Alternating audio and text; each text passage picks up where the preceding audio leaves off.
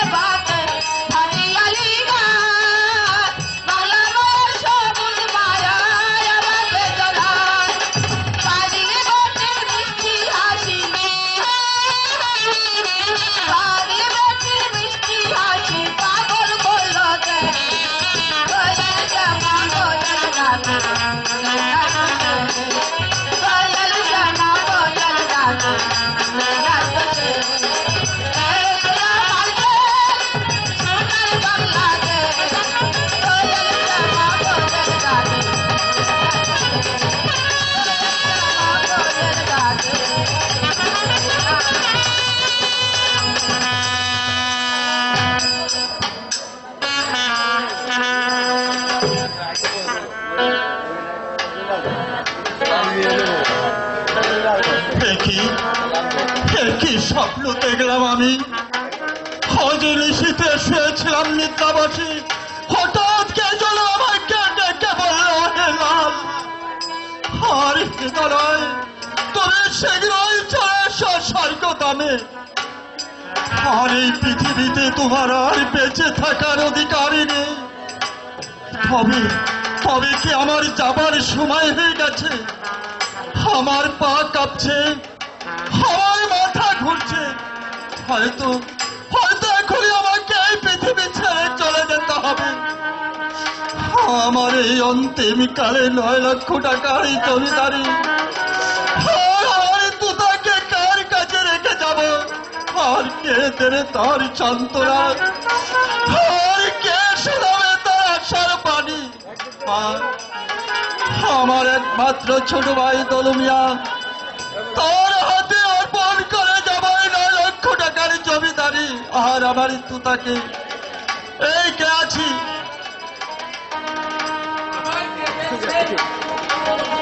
যাও আব্দুল হামিদ, এই মুহূর্তে আমার ছোট ভাই দলুকে আর আমার তুতাকে আমার কাছে নিয়ে আসো।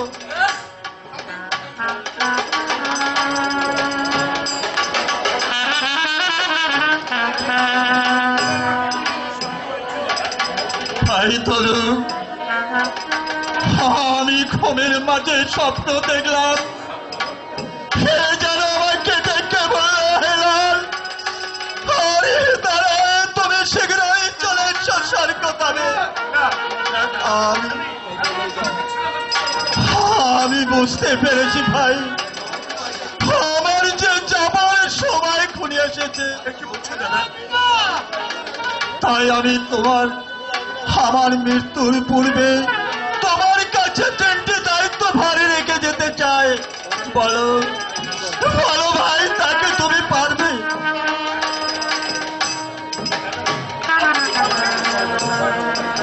নারে দলু, তুই হলে আমার একমাত্র ছোট ভাই, তোকে কি আমি অবিশ্বাস করতে পারি?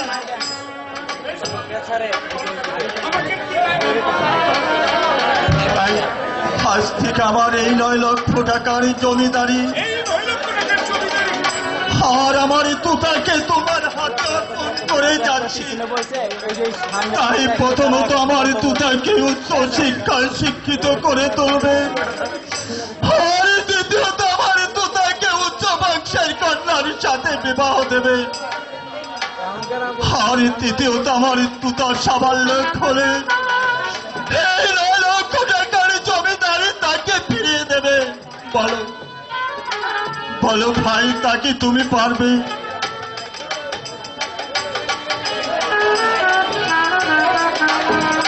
ঠিক আছে দাদা, এই আমি আপনার গায়ে প্রশ্ন করে বলছি, আমার দেহে একই বিন্দু রক্ত থাকতে আমি তোতার গায়ে একটি কাঁটার চলে যেতে দেবো না।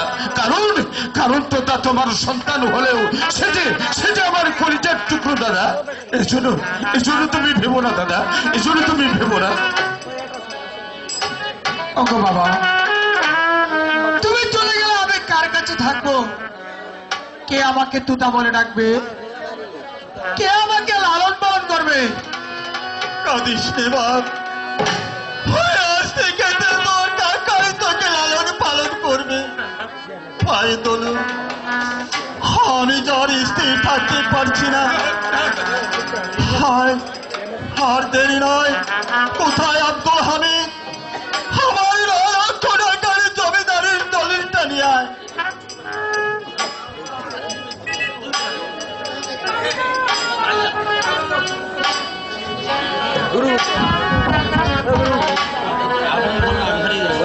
ভাই দলু, এই দলিলটা একটি সই করে দে ভাই।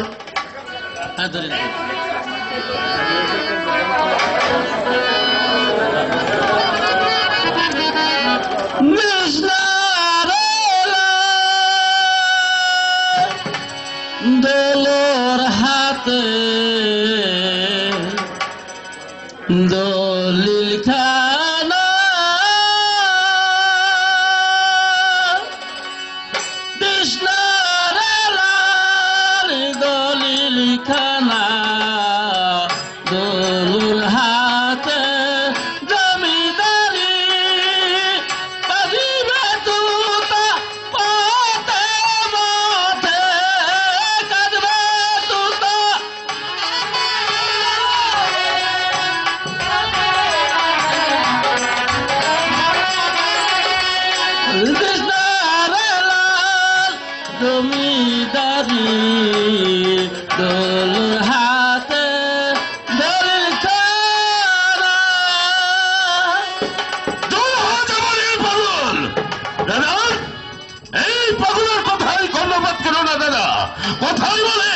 কথাই বলে পাগল কি না কয়, আরে ছাগল কি না খায় দাদা।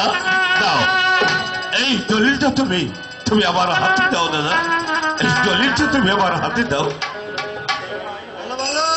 ঠিক আছে দাদা, তুমি এজন্য আর ভেবো না দাদা, এজন্য আর ভেবো না। বাবা তোতার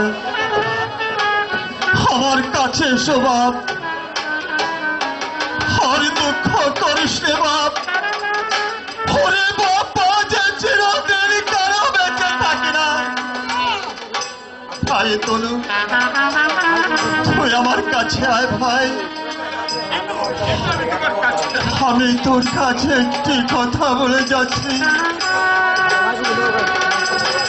আমার ইচ্ছা ছাড়াই কালকে আমি একখানা স্কুল তৈরি করে ওই স্কুলে আমার তোতাকে উচ্চ শিক্ষায় শিক্ষিত করব, তা আমি পারিনি। আমি তোকে আদেশ করে যাচ্ছি, এই শালগ্রামে একখানা স্কুল তৈরি করে আমার তোতাকে সেই স্কুলে লেখাপড়া শিখাবি। এটাই হলো আমার শেষ অনুরোধ। আমি যার স্থির থাকতে পারছি না। ওই যে দেখ কে যেন আমাকে ডেকে বলছে হেলাম, আর তারা তুমি শীঘ্রই চলে এসো স্বর্গধামে। লা ইলাহা ইল্লাল্লাহু মুহাম্মাদুর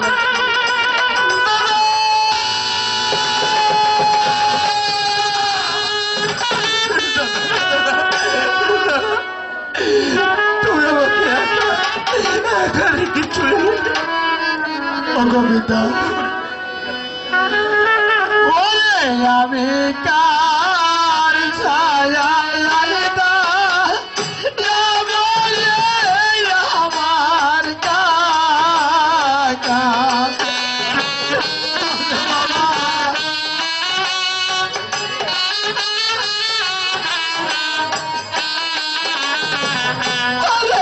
আমি কার ছায়া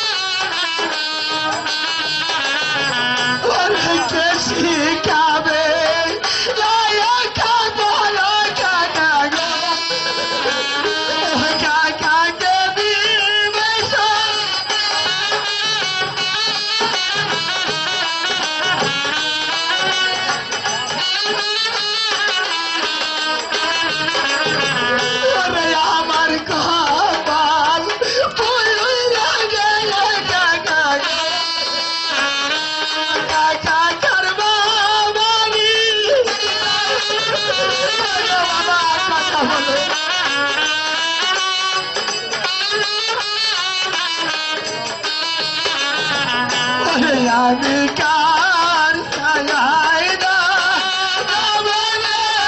আমার কা ওরে আমি কার ছায়ায় না আমার কা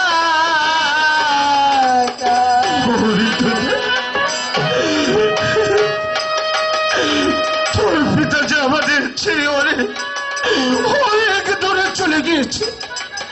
ওরে ওরে তোতা, শত কাঁদলেও সেখান থেকে আর কোনোদিন কেউ ফিরে আসে না। তোতা, আর দুঃখ করে কি হবে? ঠিক এমনি ভাবে দুনিয়া থেকে সবাইকে একদিন চলে যেতে হবে। ওরে তোতা, আর দুঃখ করে কি হবে? আরে কান্না করে কি হবে? এবার চলো তোমার পিতার এই মৃতদেহকে নিয়ে সৎ কাজের ব্যবস্থা করি।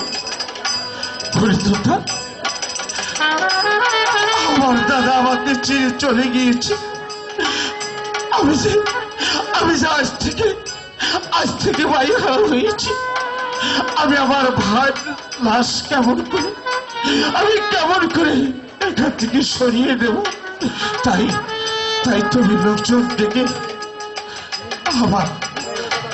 তোমার পিতার, আমার দাদা লাশ এখান থেকে দেবার ব্যবস্থা। ওগো কাকা, এই পৃথিবীতে আমার দেখার মতন কেউ রইল না কাকা। আজ আপনি ছাড়া যে আমার কেউ নেই। আমি কেমন করে আমার পিতা লাশ আমি নিতে পারবো না কাকা, আমি তো নিতে পারবো না।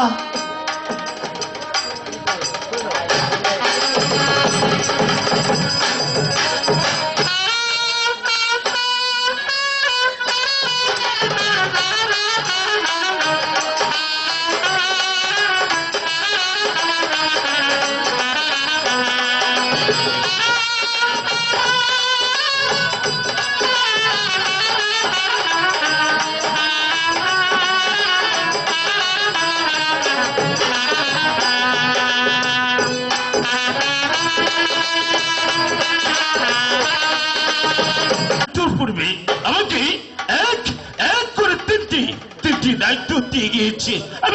আমি কি পারবো সেই দায়িত্ব পালন করতে? না, যেমন করে হোক আমাকে যে সেই দায়িত্ব পালন করতেই হবে।